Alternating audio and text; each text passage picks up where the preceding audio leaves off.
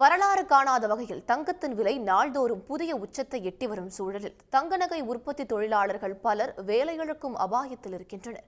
இதன் பின்னணி குறித்து விளக்குகிறது இந்த செய்தி தொகுப்பு. சர்வதேச அளவில் ஏற்பட்டுள்ள பொருளாதார நிலையற்ற சூழலால் தங்கத்தின் விலை நாள்தோறும் உயர்ந்து வருகிறது.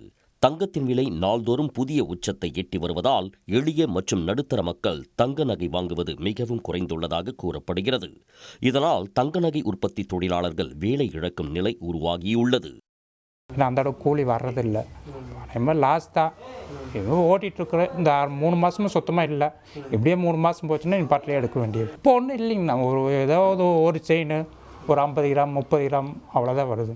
முதல்ல பார்த்தீங்கன்னா 1.5 கிலோ 1 கிலோ எல்லாம் வேலை வரும், ஓட்டிகிட்டு இருந்தோம். இப்போல்லாம் அப்படிலாம் வர்றதில்லை. ஒரு 30 கிராம் நீங்கள் அப்போல்லாம் 100 கிராம் கொடுத்தீங்கன்னா 3 லட்சம். இப்போ 30 கிராம் கொடுத்தீங்கனால உங்களுக்கு எவ்வளோ ஆச்சுங்க? அதே உங்களுக்கு 3-4 லட்சம் ஆயிடுச்சுல்ல. தமிழ்நாட்டில் தங்க நகை உற்பத்தியில் முன்னணியில் உள்ள கோவையில் உள்ள ஏராளமான சிறு குறு பட்டறைகள் மூடும் சூழல் ஏற்பட்டுள்ளது. இதன் காரணமாக ஏராளமான தங்க நகை உற்பத்தி தொழிலாளர்கள் மாற்று வேலையை தேடிச் செல்லும் நிலைக்கு தள்ளப்பட்டுள்ளதாக கூறப்படுகிறது. 30 வருஷமாக நான் இந்த தொழில் இருக்கிறேன்னா என்னையும் மாதிரி எத்தனையோ பேர் இந்த தொழிலில் தான் இருக்கிறாங்க. இந்த தொழில் கற்றுட்டு வேறு தொழில் நம்ம உடனே போகவும் மாறவும் முடியாது.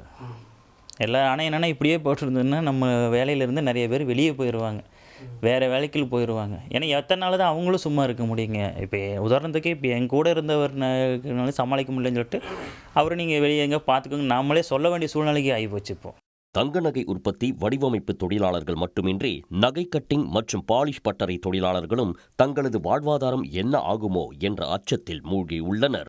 மீண்டும் தங்கத்தின் விலை குறைந்து பழைய நிலைக்கு திரும்புமா அல்லது பொற்கொள்ளர்கள் வேறு வேலைக்கு செல்ல வேண்டிய சூழல் ஏற்படுமா என்பதை பொறுத்திருந்துதான் பார்க்க வேண்டும். சன் செய்திகளுக்காக கோவையிலிருந்து ஒளிப்பதிவாளர் நித்தினுடன் தென்னிலவன். உடனுக்குடன் செய்திகளை தெரிந்து கொள்ள சன் நியூஸ் பெல் ஐகானை கிளிக் பண்ணுங்க.